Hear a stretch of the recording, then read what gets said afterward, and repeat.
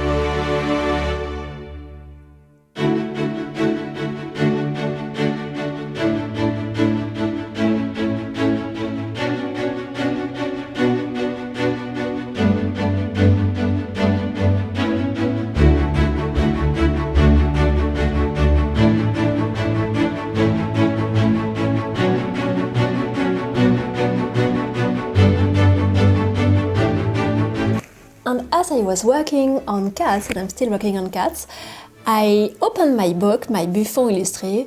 Buffon was a scientist from the 18th century, and he wrote a big history of animals. And this one is just an abridged version of it.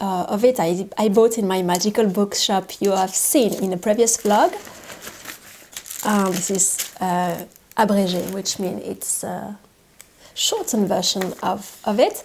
And I opened it because I wasn't really sure what sort of how people like cats in the 17th and 18th century. This book, so this scientist came from the 18th century, but the description of cats is unbelievable. You couldn't imagine that they were so seen as really devil creatures.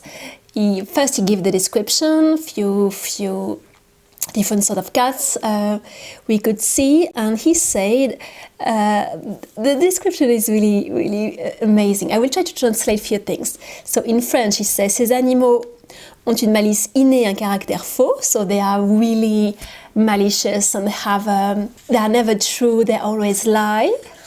They are perverse creatures, un naturel pervers, que l'âge augmente encore, et que l'éducation ne fait que masquer. De voleurs déterminés, ils deviennent seulement lorsqu'ils sont bien élevés, souples et flatteurs comme les fripons.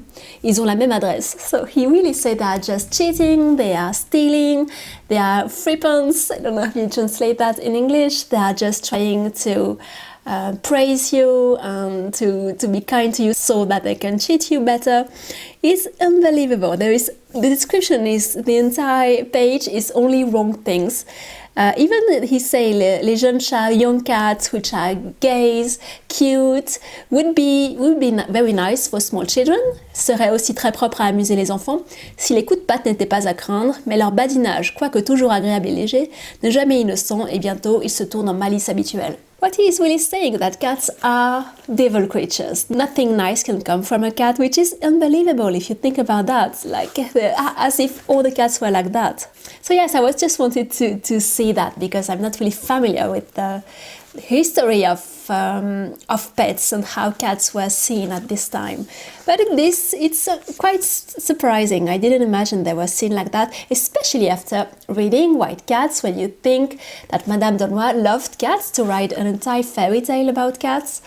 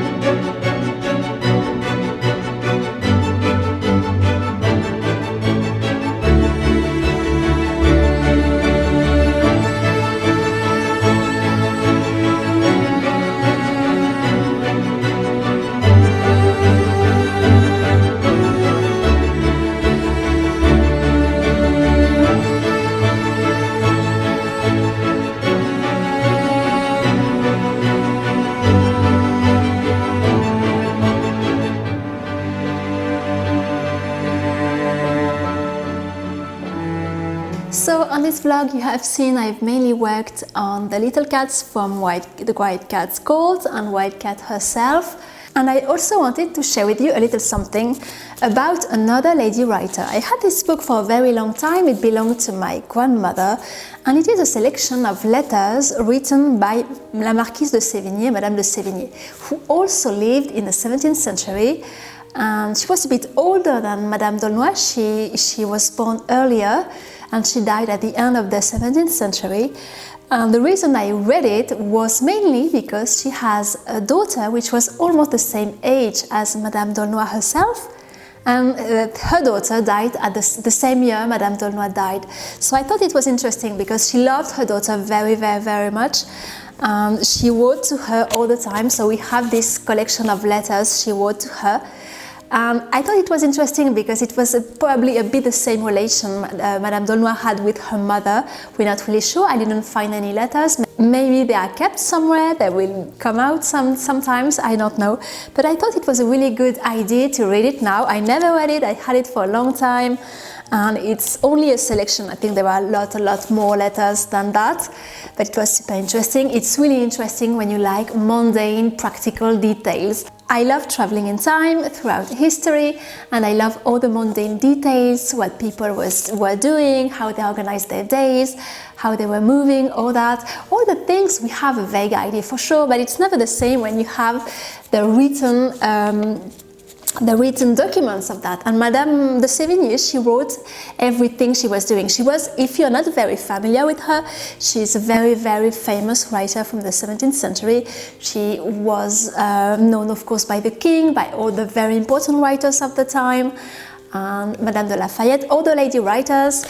And she wrote a lot of very interesting things, like, for example, in one of her letters there is the death of Vatel, the cook. There was a film made on him many years ago. I didn't see the film, but it's a letter where she described how his cook Vatel killed himself because his fishes were not arrived on time for a dinner for the king. So it's very, very interesting. Another important thing I wanted to say about that, there is a sort of link with Madame d'Aulnoy. So Madame d'Aulnoy, we know she traveled a lot, and of course at the time you travel with carriages. That's the thing you were using. I love carriages, you know that, and Madame d'Aulnoy loved carriages, I think, and any sort of animals driving carriages. You have that a lot in her fairy tales. She created all sorts of different carriages and sleigh and all that, and in all of her fairy tales you have something like that. And also I will also come back on her castles, all the materials she imagined, her crystal palaces. They are made in all sorts of materials, so it's super interesting, and I really like the way she challenges herself to always create something different and new in her fairy tales. So this is coming in another video. And as I love carriages, I was interested to see and to read all the passages of the letters about carriages. And there was one moment when Madame de Sévigné talked about a trip she's doing on La Loire. La Loire is a very famous river. If you have seen the castle from La Loire, the Château de La Loire, they are very, very, very beautiful and famous castles. French castle, most tourists who come in France will go to visit them. And she was traveling on La Loire, but not on a boat. There was a boat, but her carriage was on the boat and she was inside the carriage. So this is something pretty unexpected. I didn't imagine people would travel inside the carriage on a boat to go from one place to another. I think it's so interesting to read that, and the letter is fascinating. So she gives very, very detailed descriptions, which I love because you can really imagine you are with her. And she was eating in her carriage, writing in her carriage, everything. And every night they were sleeping in a hotel, so they were traveling on this river. A bit like when you are traveling on a ferry, on a car, on a ferry, or under the channel when you want to go in England and you have your car in the train. It's a bit like that, so it's quite fun to imagine that she was traveling like that. Nous sommes montés dans le bateau à 6 heures par le plus beau temps du monde. J'y ai fait placer le corps de mon grand carrosse d'une manière que le soleil n'a point entré dedans. Nous avons baissé les glaces, l'ouverture du devant fait un tableau merveilleux. Les portières et les petits côtés nous donnent tous les points de vue qu'on peut imaginer. Nous ne sommes que l'abbé et moi dans ce joli cabinet, sur de bons coussins, bien à l'air, bien à notre aise. Tout le reste comme des cochons sur la paille. I think it's so funny. She says she's a bit like pigs on straws. She's so comfortable on her pillows. She has put the windows down so she can watch every point of view as she's traveling on her carriage on the boat. So she has all these beautiful landscapes around her. And she even took her meals in the carriage. Anyway, I just wanted to share that with you because it's another lady writer from the 17th century. You can also visit her places where she lived in Paris. One of her homes is now a museum. It's the Musée Carnavalet in Paris. And it's also a very interesting writer. But she didn't know Madame d'Aulnoy. They were not friends or anything like that. You understand, Madame d'Aulnoy had a very dark part of her life, so she wasn't exactly welcome at the court and things like that. She was not as famous as Madame de Sévigné. This is just another suggestion of reading if you love that too, if you love all the practical details, what they were eating, when they get up, all that. Madame de Sévigné, it's all that, and for me it's the sort of thing I love in history. So I recommend these letters if you love the 17th century. So for now, I will go back with my nice spring tea, the one you saw me buying in my tea shop here in Etienne, and I will work on my cats.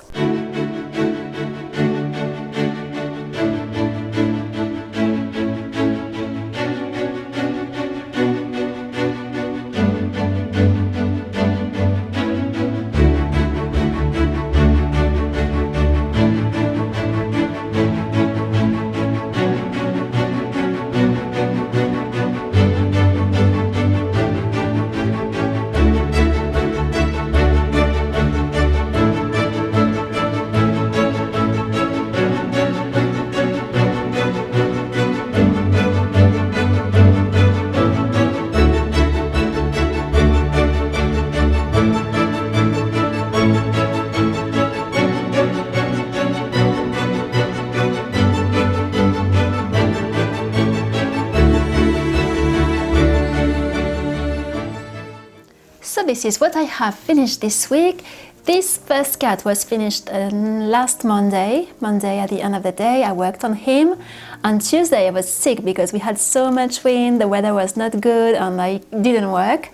And on Wednesday, Thursday, Friday and Saturday, Sunday, all the other days, I worked on these 3 ones. So this one is finished too. This is another cat with his mice. He has one on his cage here, another one on his arm, and he's slightly taller than the other red one.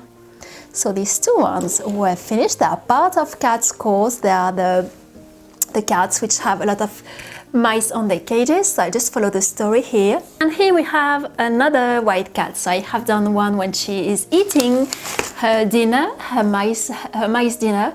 And here actually it's not totally finished. I was supposed to have her finished with my two other cats, but it wasn't finished.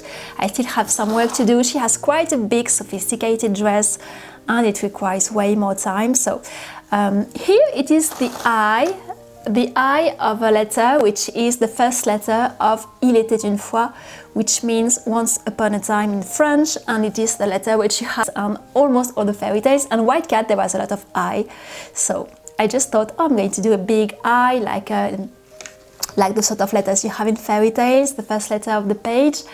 And I did here a hand holding a spoon, because you have a lot of flying hands in White Cat. There is a horse, which is the wood horse which will be given to the prince to have all his adventures, but it's a small wood horse, it's not a real horse. So he's there. I have other things I'm going to add, and she has a very sophisticated dress. So I painted many papers. I have others I didn't apply yet. These papers take a long time to paint. It can take, depending on the length, it can take between 1 hour and several hours. So it's a very tortoise work. It takes a snail work. It takes a very long time. I'm absolutely fine with that. But yes, it's very time consuming. I know not everybody will understand the amount of time it takes to do that. Maybe I could save time cheating here and there, but I don't want to do that. I enjoy the process, and I found it super relaxing to create these papers and to try to find and to create new patterns and new slightly different ways to make things. I love doing that, so that's what I did.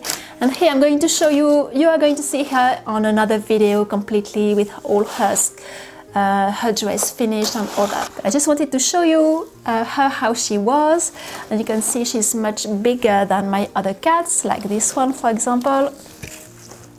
You can see her, maybe this one for example, and he's over there. She's just way bigger than them. And I also have here started, and I didn't finish him, it's the secretary of White Cat, so he's not dressed yet, he has nothing. Yes, his fur is not finished either, and he's an old secretary, and he's holding a lot of papers. I'm going to show him in the next White Cat video, because there is a nice moment of the story when Madame Donneau explains a bit more about her old secretary. So thank you for watching this vlog. I will see you in another video very soon, because I have a lot of things which are coming, including my studio. I'm going to start it after almost 8, 9, 10 months, I'm not really sure. At last I'm going to do the wallpapers, the painting, all that, and I'm going to film it, so you're going to see how it looks like, and I will do an updated studio tour, so you're going to see that very soon. Also, Bed Canopy Part 3, the very last one, is coming by the end of April, so you're going to see that also. And I will have other videos on White Cat and Madame Donneau's fairy tales coming, because I'm continuing to explore her stories, her characters, which I adore. And here I'm going to put my two cats on Etsy, doing the photos and all that, and adding them tonight. And the other cats will arrive in a few days, between Monday and Wednesday at 9 p.m. Usually I add them about this hour, but I don't really know, because White Cat's dress is going to be a lot of work to finish. The last details are always requires always a lot of work, so I can't really tell for now. I thank you for your time, your kindness and your encouragements, and for taking the time to watch my videos and being interested in my work. And for now I will leave you here. Don't forget to subscribe to the channel if you don't want to miss all the nice funny videos coming, and I will see you soon.